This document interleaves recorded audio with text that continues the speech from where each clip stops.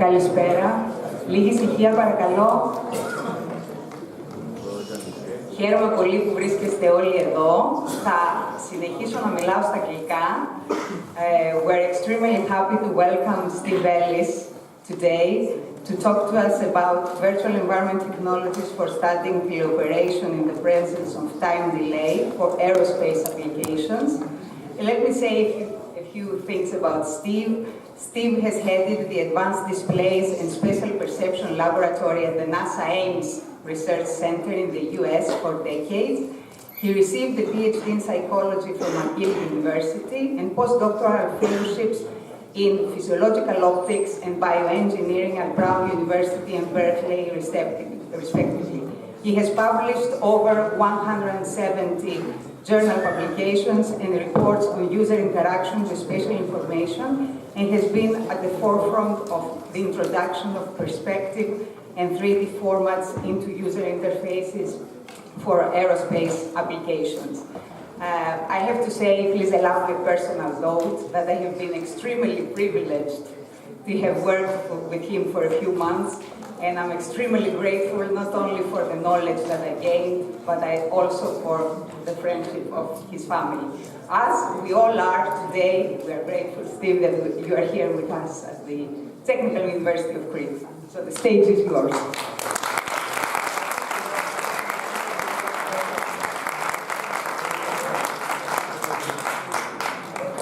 I guess you can hear me okay? Yes. I always never know what to do when people applaud before I start to talk. But thank you very much for that kind introduction. Okay. And I realized after being in a seminar with Katerina that I'm actually providing a kind of a history lesson here. So I'm not going to be talking about really the most recent work I've done, but stuff fairly old. And you can see I'll discuss the origin and uses of virtual environments, precursors, refinements, and scientific application. This is work that was done at Ames. And we're using virtual environments ultimately to try to do some scientific investigation. We were not primarily interested in the technology, although we had to develop it in order to do some of the research that I'll discuss. And I have a play, I guess, on the entertainment tonight, right? 5 acts. A little bit about the history of virtual environments. Effects of one problem we had, there was a very significant problem with latency, which we had to measure and resolve. And we came up with some temporal requirements that were needed for the kind of research we wanted to do. And I'll provide an example of that. And that is our study of latency and its effect on control difficulty in rotating control frames. This is an issue that comes up in teleoperation, and NASA does a lot of teleoperation, so we were able to convince them we needed to study this for a while. And we found some interesting effects that I'll briefly discuss at the end. But I realize that most of the people in this university do not study user interface, and are not really behavioral researchers. So I have some recommendations about what it takes to make an interesting and useful user interface study. And these are things that I will illustrate from time to time in my own work, but I just put them up front here because if you do interact with other user interface people, you should do things like when you're measuring performance, consider alternative dependent measures. Look at alternative statistical measures, different experimental approaches, and there are some kind of the research techniques, one that I call using equivalence classes, which lets you present something like difficulty in a wide variety of ways. So if you find an effective difficulty, it's not necessarily connected with one particular technique that makes your performance, that interferes with your performance. And if you ever do questionnaires, it's always important in questionnaires to put in some questions that you expect not to be affected by the techniques, the experimental techniques you're introducing. just to make sure that you're not getting bias effects. So I will mention some of these along the way. And there's this one main thing. A lot of times in user interface evaluations, people are given an A-B comparison. You do this, and then you do that, and you see which one is better. But it's usually, I think, important to have some kind of behavioral model that you can use to assess behavior and estimate parameters rather than just do a simple A-B comparison.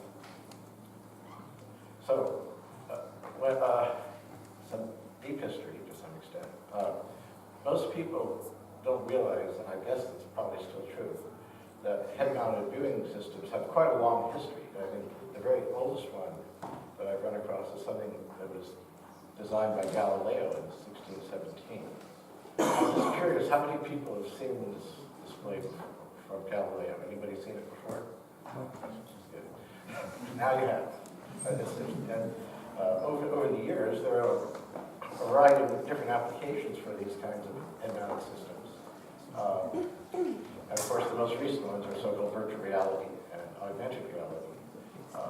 And these were intended to sort of change the world. But if you look at some other IT innovations, like Google, personal computers, the web, and browsers, these IT innovations really have changed the world.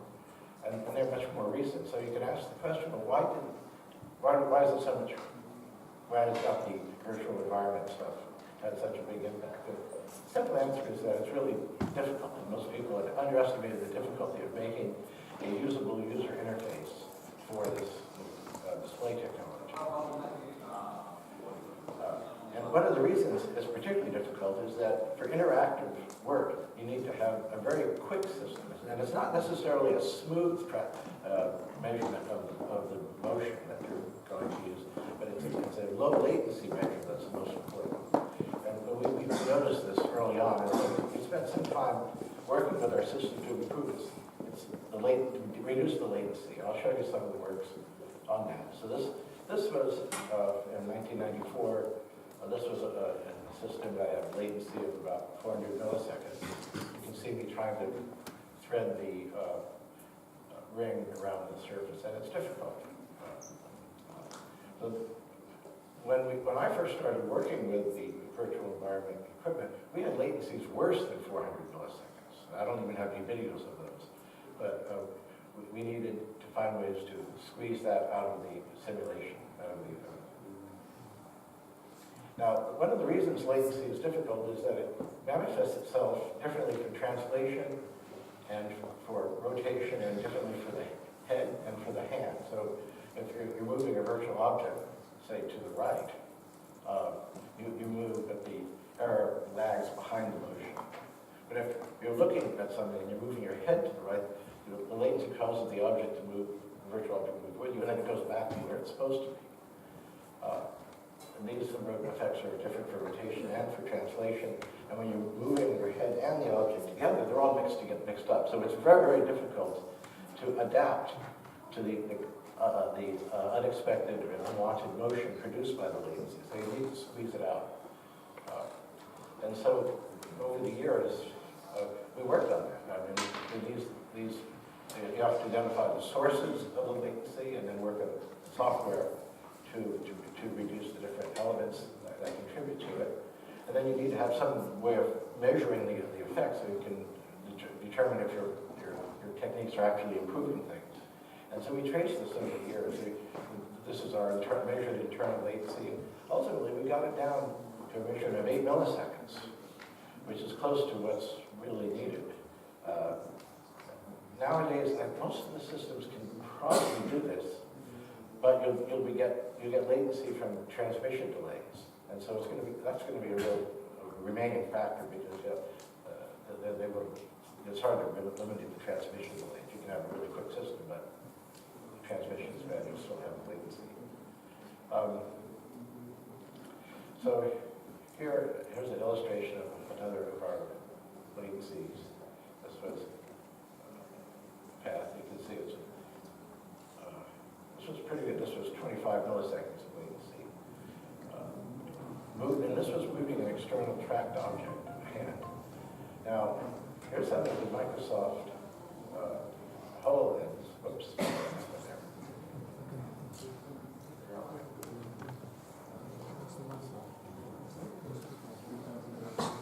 need a second. What's going on here?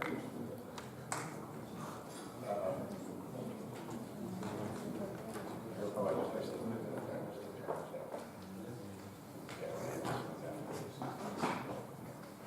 Okay, now there's Microsoft latency.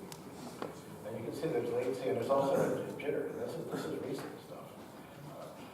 The HoloLens, in many of its demonstrations, doesn't show the worst case. They would show tracking virtual objects that are moving, but when you're actually tracking an external physical object, it has latency and a problem with updating. So we need some kind of a systematic way of measuring user sensitivity to latency. We did this for both hand and head movements. I'm not going to talk about the slide in great detail because all these things are published. But where's my cursor? We move the hand first, then a tracked object moves after the latency. Then we do it a second time. Then the latency is somewhat different from the first time. I'm going to wait a little bit. And we ask the question, can you tell the difference? This is a discrimination task. And we see what, we can use this in a full psychophysical experiment to measure user sensitivity to change in latency, which is the basic underlying factor we need to look at. I'm not going to talk about the details of the psychophysics here, but the ultimate data that we're trying to get is a plot of the probability of detection of a change in latency versus the amount of the change. And from this we can get what's called the point of subjective equality, which is a measure of the user sensitivity. If the user was extremely sensitive, this curve would be like vertical. But we're also able to separate sensitivity from bias. The bias would drive the curve back and forth with the same slope. But we're interested, so we want to actually remove the effects of bias. So the psychophysical technique allows us to do that. And so we can estimate the just noticeable difference, which is referenced here. It's from the 50, in our case, it's from the 50% correct to the 75% correct. That's a psychophysical standard way of looking at sensitivity.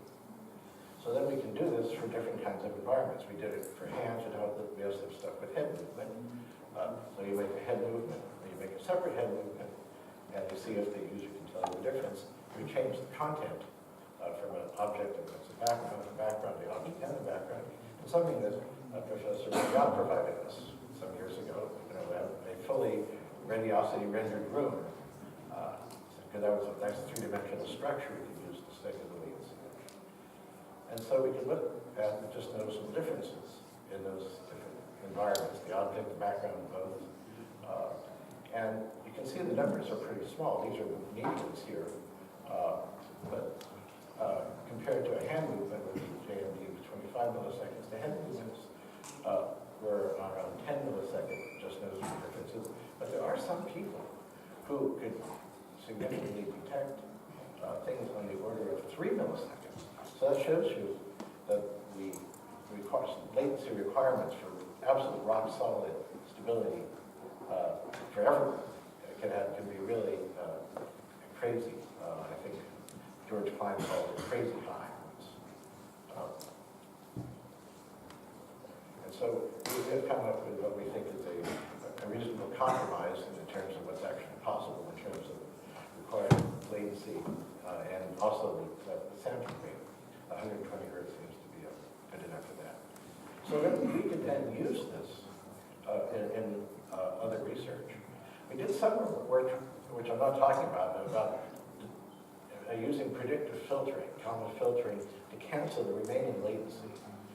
And this is a whole separate story, but it is possible to develop some predictions that do not introduce worse artifacts. So you can use that to cancel latency another maybe 8 milliseconds or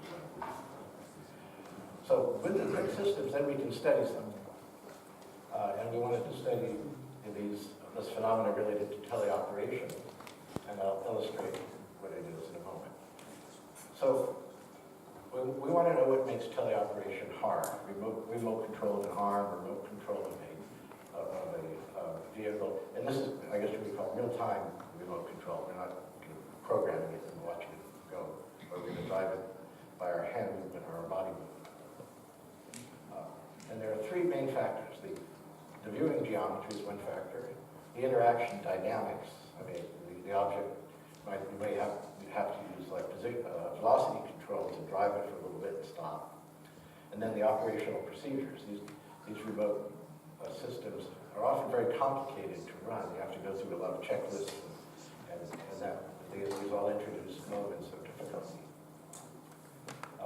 So we can look a little bit more specifically at a teleoperations display. This happens to be on the space station. This is the teleoperation workstation, the cupola, I don't have the cursor on here, but you can see a coordinate frame overlaying the translation controller, and that would be either pushed back and forth and moved right in the middle. Oh, here's a picture. Well, let's do the cursor. No. Laser pointer. Oh, laser pointer. Oh, it's a pointer.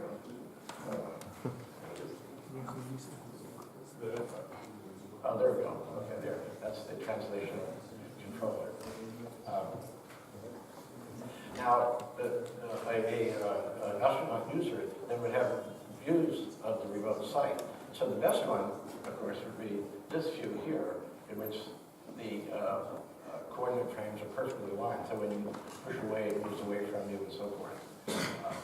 And that would be the one that would be attempted to use. But there are other ones which are rotated in odd ways, which require more mental gymnastics to understand how the motion that you see corresponds to the motion that you put in. Now, generally, that's not required. But if there's a failure, you might lose the best view, and you might be stuck with the rotated view. And so then the next question comes, well, how difficult will that rotated view be, particularly if it's an unexpected rotated view? For expected rotated views, of course, we can do tests in advance to figure out what the difficulty is. And so the research that we did was basically designed to try to come up with a way of predicting the relative difficulty of an arbitrary rotation between your control axis and your display axis. We want to do this totally in general. Of course, there are other environments where people do teleoperation. This is from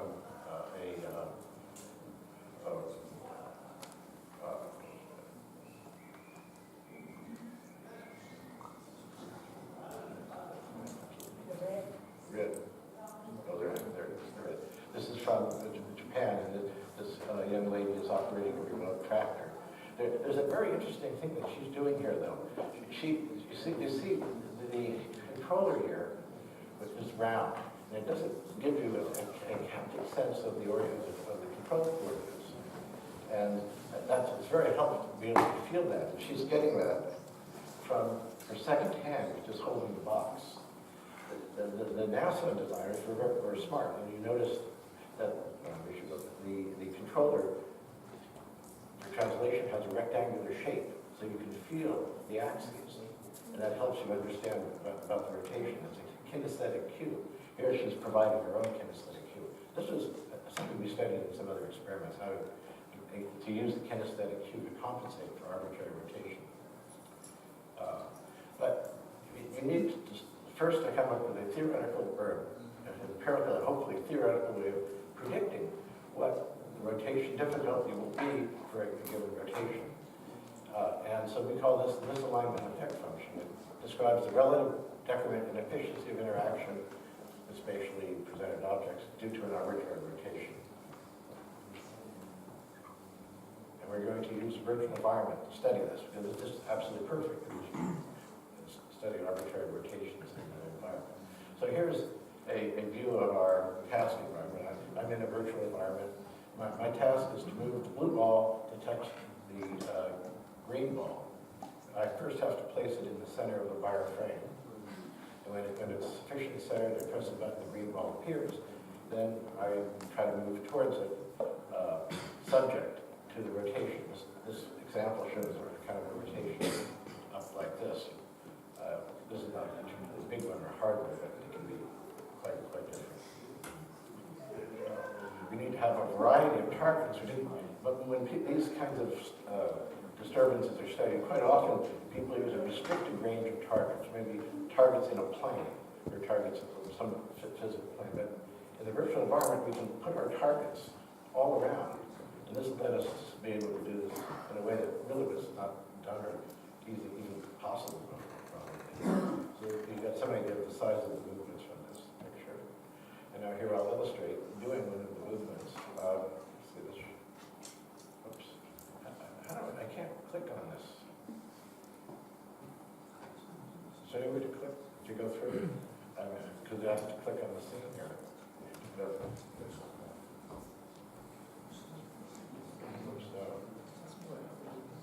Well, I was not, this is not a video, I have to click on the video.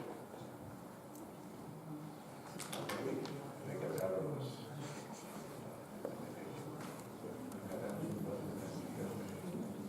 But I can run it here. Well, I think I can run it here. Okay, here. Oops. There we go. So I'm making a movement there from the center point to the target. This is subject to a 60-degree roll. This movement is right along the roll axis, so it's not very effective by the rotation. And the third movement is more effective because it's going at some axis relative to the axis of the rotation. So,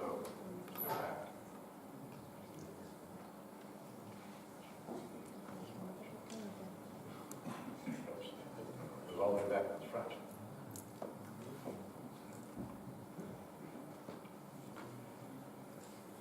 Okay, so now that we have our task, we need to have some measure. And we considered a variety of different possible measures of performance per that recommendation that I did earlier. And we ended up with what we call normalized path length, which is a measure of spatial efficiency. And that turned out to provide us a really simple description of the effect of the rotation. And you'll see that in a moment. So how do people move from one point to another? Human movement is usually, normal human movement is made up of a series of sub-movements, each of which is a constant portion of the remaining distance. That was analyzed by Crossman in 1983 as a way of explaining a concept of human movement called Fitz's law, which is quoted down below. So this slide shows the intended motion from a point to the target with the sub-movements. But because of the rotation, the actual movement goes over this arc, and we can measure the spatial efficiency by dividing the actual path by the minimum path. That gives us our spatial efficiency measure for Fitz's law. And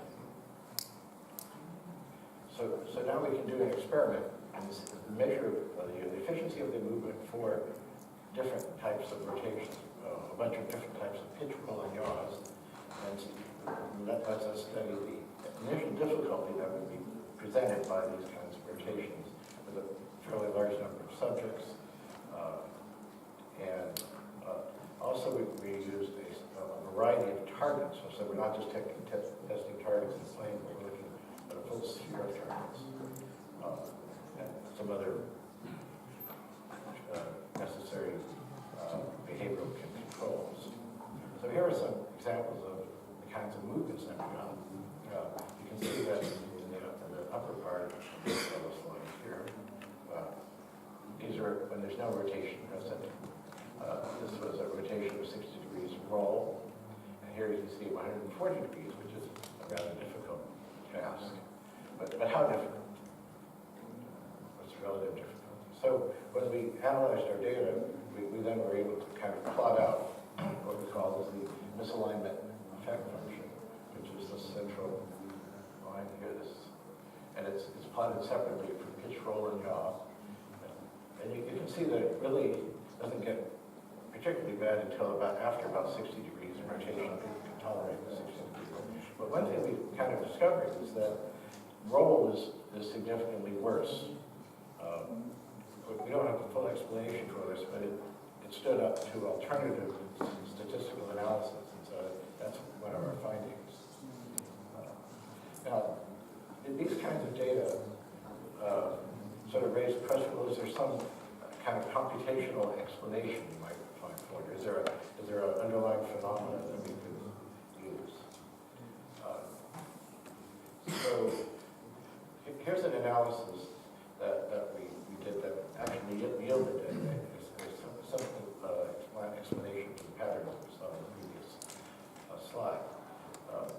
So let's say we are here and we wish to go there. This is our start point. And so this is our first intention on this vector. The rotating vector takes us here. Okay?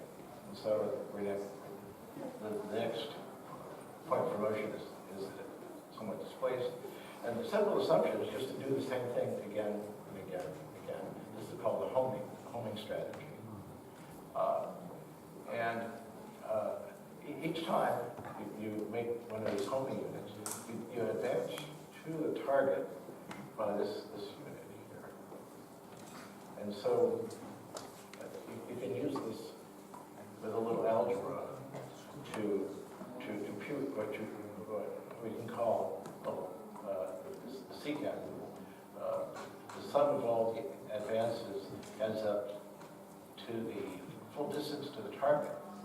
And with a little algebra, you can say that you see with this part up here is the definition of normalized path length here. The battery seems to be dying on this or something. This is the definition of Fitt's law. Every incremental distance is a constant proportion of the remaining distance. The sum of all the advances equals some of all the advances equals the distance to the target. Little algebra, it says the normalized path length is one of the cosine of the secant. So that's a parameter-free explanation for the behavior. And so we can plot that as a function of the rotation. You can see the actual data up to about 60 degrees conform quite well to it. And even at 75 degrees, the most difficult condition, the roll condition, still conforms. So this seems to be a reasonable explanation for part of the misalignment effect function. And we can see our data plotted with other people's data also confirm more or less for the first 60 or so odd degrees of misalignment to this secant rule. So the secant rule produces this function. It produces what's equivalent to an equal angular spiral. We keep the spiral along there.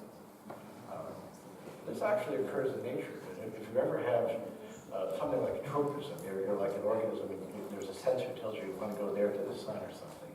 But your effector, the thing that makes you move, is not perfectly aligned with your sensor. If you have this kind of system, you will keep following it, and you will actually trace out equal angular spirals. And this happens in nature. You see it in the snails and I also saw it in Parthon. This is a logarithmic spiral that was created.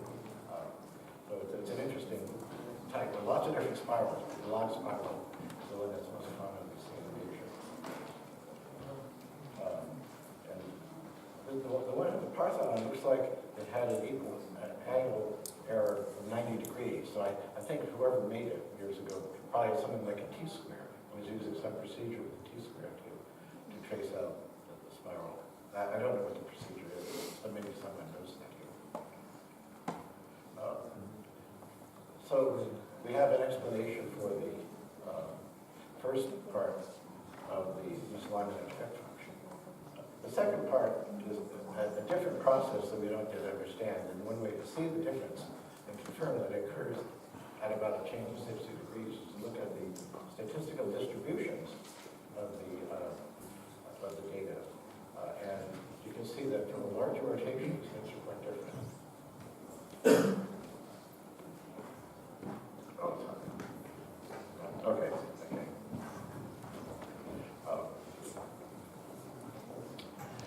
So one of the surprises of that analysis, though, is that it was a purely planar analysis, and we were making movements in 3 dimensions, so that we actually realized that we have to do a 3-dimensional analysis of that. But I won't go into the details of that. But it turns out it does make a difference, and we were lucky in terms of the particular targets that we picked. And there is a somewhat more complicated analysis for the CCAG rule in 3 dimensions. But in thinking about that, we also realized that when you're subject to this kind of control, the distance makes a difference. And as you get closer to the target, since your noise is kind of translational, the angular effect of the angular requirements to make the correction gets bigger. So this task should get harder as you get closer to it. Because when you're so far away, a little bit of noise, the angle required for your motion is not effective. But when you're really close, you make a little bit of noise, the angle is bigger. So this gave us a prediction to look at. And this is one of the reasons why you want to have some kind of algorithmic explanation of phenomenon, because you could begin to investigate consequences of that. And so we did an experiment to test the proximity difficulty effect, which was basically that when things got closer, the task would get harder. We did now with arbitrary axes, then instead of just limiting our research to pitch, roll, and yaw, we can now study rotations about arbitrary axes to make this a fully general investigation. How am I doing on time? Okay. So this slide shows the axes that we use, which are the result of 3 pitch, roll, and yaw rotations.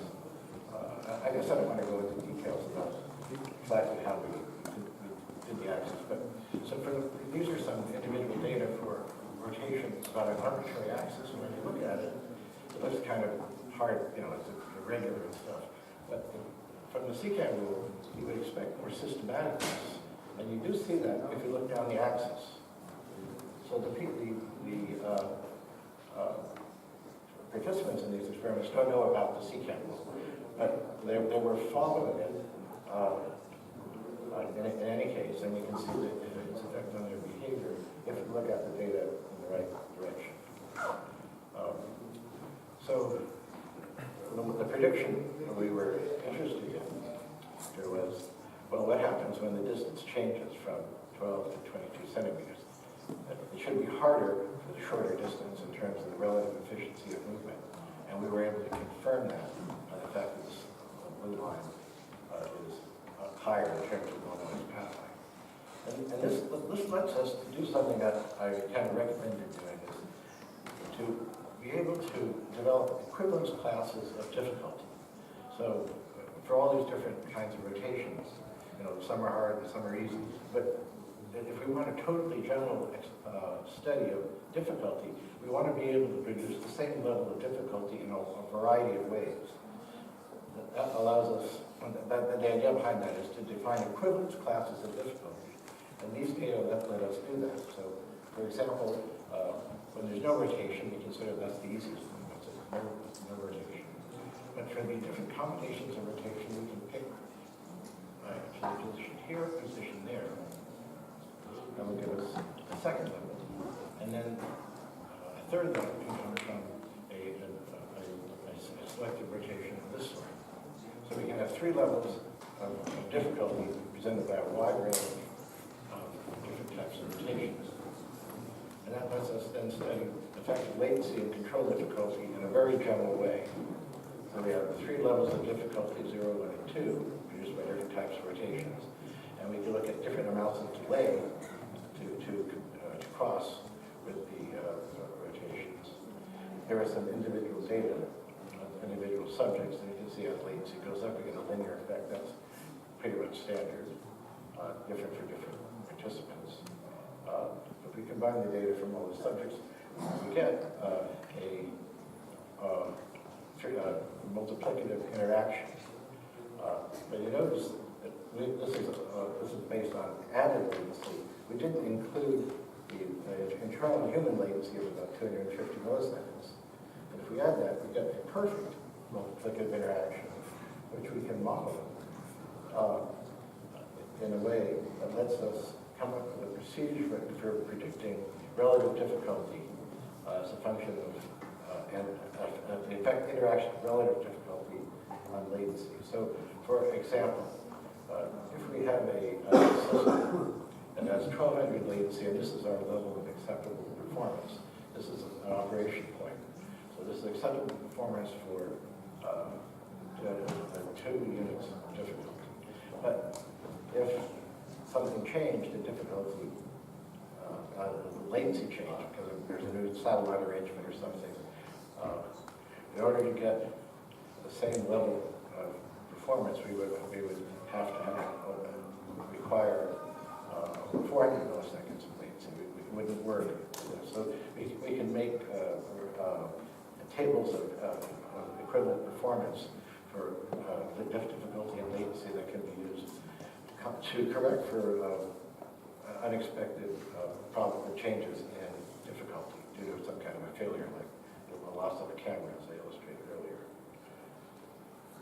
So I presented some unasked for research advice, talked a little bit about these headline displays, effective latency, discussed the temporal requirements, discussed this particular interaction between latency and control difficulty, which illustrated some of the research advice. And I have a final part that sometimes I come to. I guess I have time for it. That's right. Which, from time to time, people ask me, well, what do you think about our head-mounted displays and stuff? What would be the requirements you would want? And so I made a slide up of some imaginary performance specs for each of these, especially for a dream augmented reality system. And this was made when Steve Jobs was still around, so he of course likes his iPhone, but we have to take away his iPhone and give him an AR system. So what characteristics would such a system have for maybe what he would like? And so we need binocular optical see-through radar. I think we need about 1 arc-minute pixel resolution with accurate stereoscopic disparities. We need adaptive optical focus.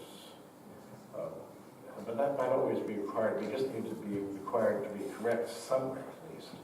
That means that the focus and the convergence of the eyes have to be consistent.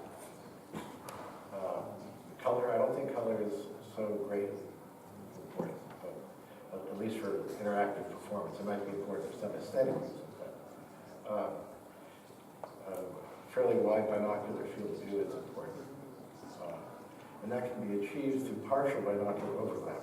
So that doesn't mean 60 degrees doesn't mean you need 60 degrees for both eyes. You can get away with partial binocular overlap.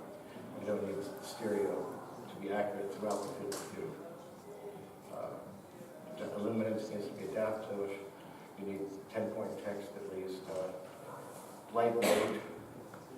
Weight is really important. If any of you have tried HoloLens for any period of time, you realize that it's awfully heavy.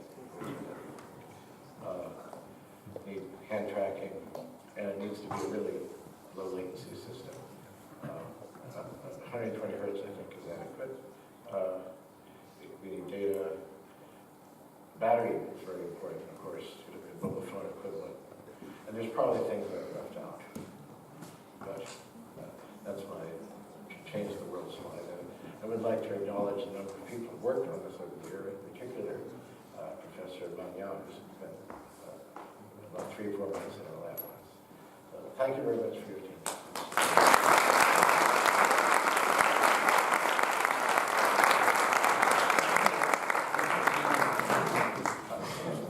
Now there's probably questions, but I have something I want to give to Katerina Magnan.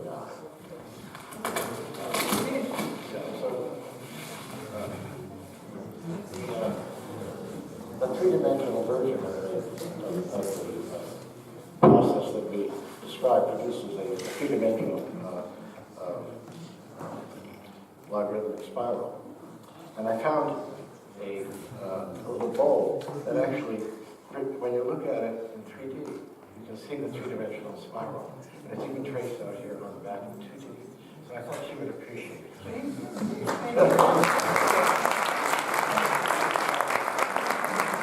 Certainly appreciate it. Questions? Questions? Is there a hand? Yes. In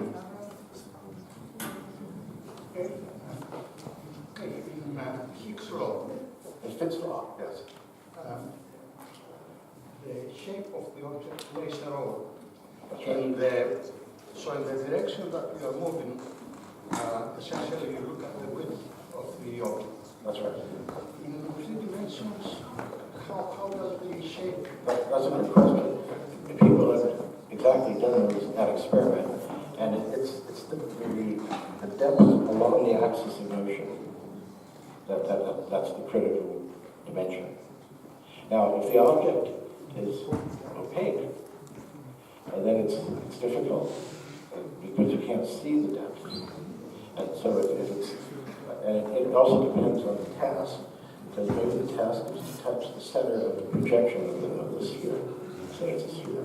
Well, then the depth is not so critical. Because I mean, it's like half the depth, right? Because you only have a flat surface. But if it's a volumetric thing, and you can see into the object, then it's the axis to measure from the surface to the center. That's the important measurement. And Finn's law works in 3 dimensions in general. I mean, it's not a really super precise law, but it does generally work.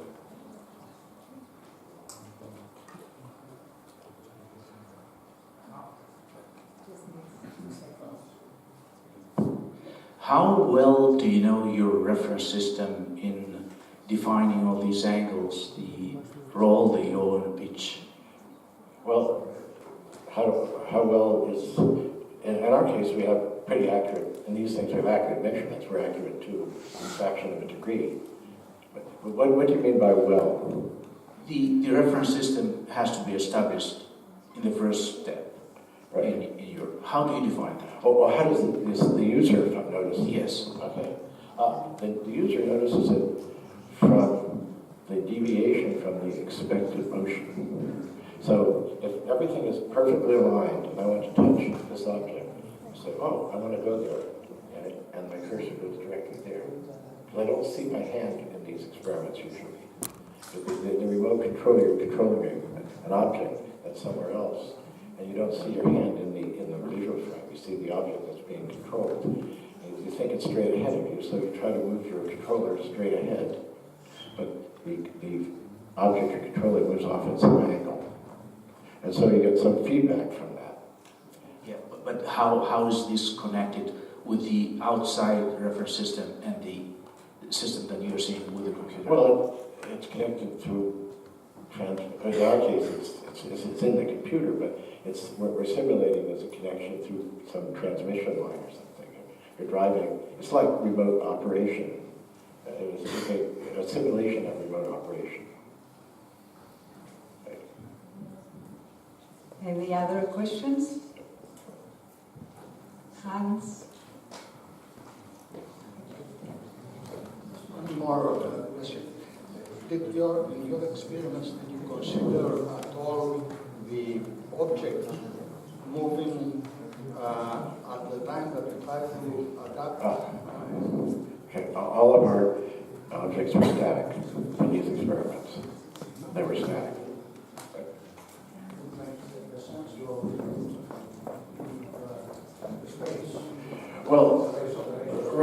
but we were thinking of the kind of manipulation tasks that are attached to, say, the space station. You grab an object for a change-on, grab it, and put something back. If the objects are moving, then the dynamics has to be simulated. You might introduce predictions, so the object is moving, make a prediction of where it's going to be when you think, and so then you would have a predictor and you would move toward the predicted location. And all of that you will have to worry if you can adapt very fast to the move of the object. The Of course, that's right. Faster than what you can perform. That's why the latency is a key thing. There's the latency and the delay introduced by the speed of the possible motion, right? And in a full dynamic simulation, you have both of those factors. Any other questions? I have one because I'm curious about the HoloLens latency.